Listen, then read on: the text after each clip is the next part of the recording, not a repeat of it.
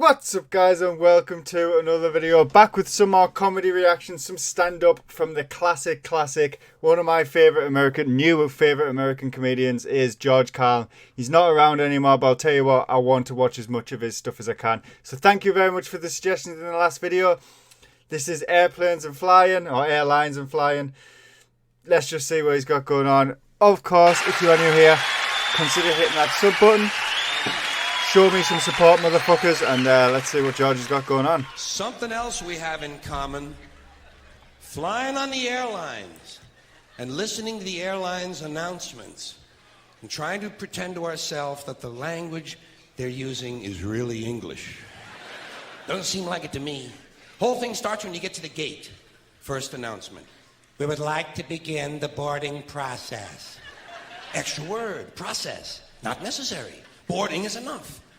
We'd like to begin the boarding. Simple, tells the story. People add extra words when they want things to sound more important than they really are. Boarding process sounds important. It isn't. It's just a bunch of people getting on an airplane. People like to sound important. Weathermen on television talk about shower activity.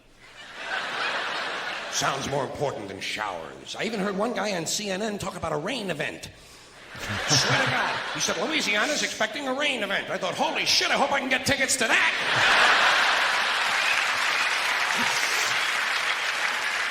He's very clever in the comedy that he uses. News people like to say, police have responded to an emergency situation. No, they haven't. They've responded to an emergency. We know it's a situation. Everything is a situation. Anyway, as part of this boarding process, they say, we would like to pre-board. Well, what exactly is that anyway? What does it mean to pre-board? You get on before you get on? That's another complaint of mine. Too much use of this prefix pre. It's all over the language now. Pre this, pre that. Place the turkey in a preheated oven. It's ridiculous. There are only two states an oven can possibly exist in: heated or unheated. Preheated is a meaningless fucking term. It's like pre-recorded. This program was pre-recorded. Well, of course it was pre-recorded. When else are you going to record it? Afterwards? That's the whole purpose of recording, to do it beforehand. Otherwise, it doesn't really work, does it? Pre-existing, pre-planning, pre-screening. You know what I tell these people? Pre-suck my genital situation.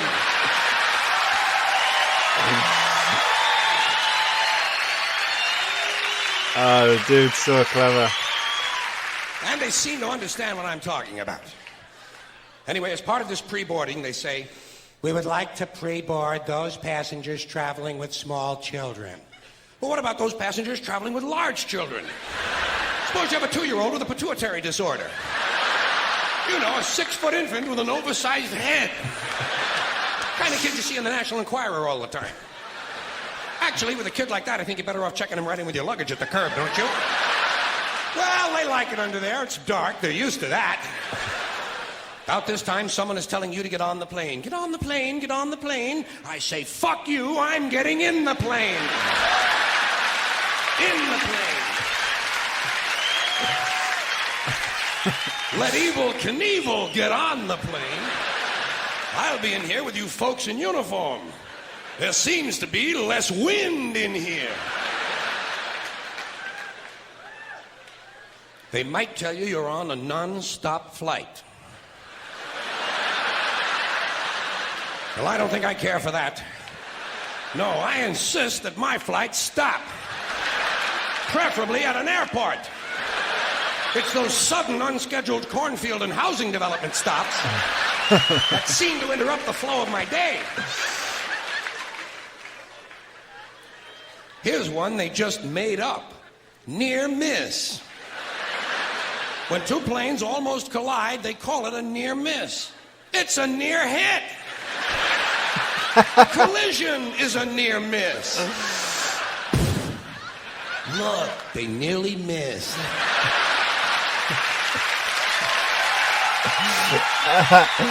He's got a really good point. Fucking hell. Yes, but not quite. They might tell you your flight has been delayed because of a change of equipment. Broken plane. Tell me to put my seat back forward. Well, I don't bend that way. If I could put my seat back forward, I'd be in porno movies. Then they mentioned carry-on luggage. First time I heard carry-on, I thought they were going to bring a dead deer on board. I thought, what the hell do they mean with that? Don't they have the little TV dinners anymore? Then I thought, carry on, there's going to be a party. People are going to be carrying on the plane. Well, I don't care for that. I like a serious attitude on the plane, especially on the flight deck, which is the latest euphemism for cockpit. Can't imagine why they wouldn't want to use a lovely word like cockpit, can you? Especially with all those stewardesses going in and out of it all the time.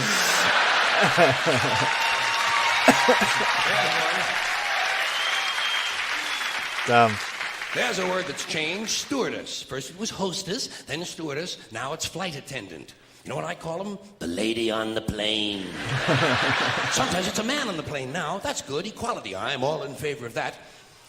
Sometimes they actually refer to these people as uniformed crew members. Uniformed, as opposed to that guy sitting next to you in the Grateful Dead t-shirt and the fuck you hat. Who's working on his 9th little bottle of Kahlua, I might add. As soon as they close the door to the aircraft, that's when they begin the safety lecture. I love the safety lecture. This is my favorite part of the airplane ride. I listen very carefully to the safety lecture, especially that part where they teach us how to use the seat belts. Imagine this. Here we are, a plane full of grown human beings, many of us partially educated, and they're actually taking time out to describe the intricate workings of a belt buckle. Place the small metal flap into the buckle. Well, I asked for clarification at that point. Over here, please. Over here. Yes, thank you very much. Did I hear you correctly? Did you say place the small metal flap into the buckle, or place the buckle over and around the small metal flap? I'm a simple man. I do not possess an engineering degree, nor am I mechanically inclined. Sorry to have taken up so much of your time. Please continue with the wonderful safety lecture. Seatbelt. High-tech shit.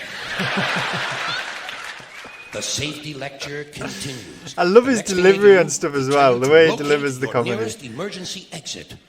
I do this immediately. I locate my nearest emergency exit, and then I plan my route. You have to plan your route. It's not always a straight line, is it?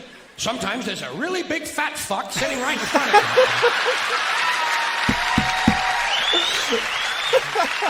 Well, you know you'll never get over him. I look around for women and children, midgets and dwarfs, cripples, war widows, paralyzed veterans, people with broken legs, anybody who looks like they can't move too well. The emotionally disturbed come in very handy at a time like this. You might have to go out of your way to find these people, but you'll get out of the plane a lot goddamn quicker, believe me.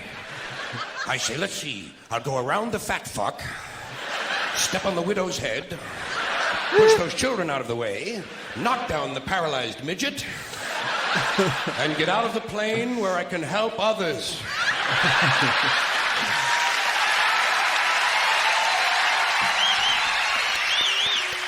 Very good. I can be of no help to anyone if I'm lying unconscious in the aisle with some big cocksucker standing on my head.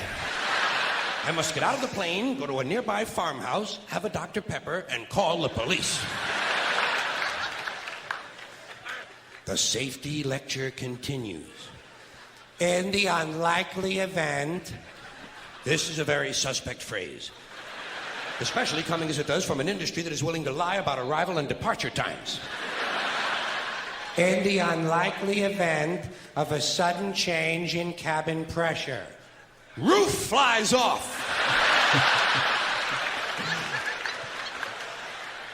An oxygen mask will drop down in front of you. Place the mask over your face and breathe normally. Well, I have no problem with that. I always breathe normally when I'm in a 600-mile-an-hour uncontrolled vertical dive. I also shit normally. Right in my pants!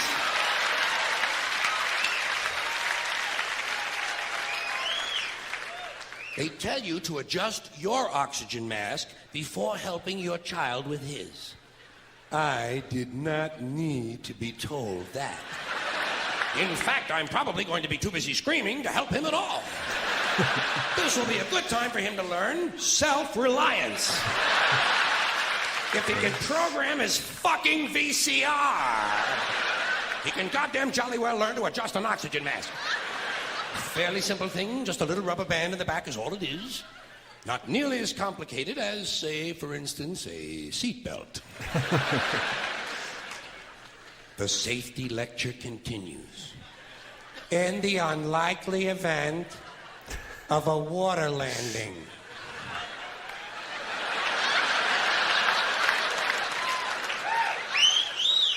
Well, what exactly is a water landing? Am I mistaken, or does this sound somewhat similar to crashing into the ocean?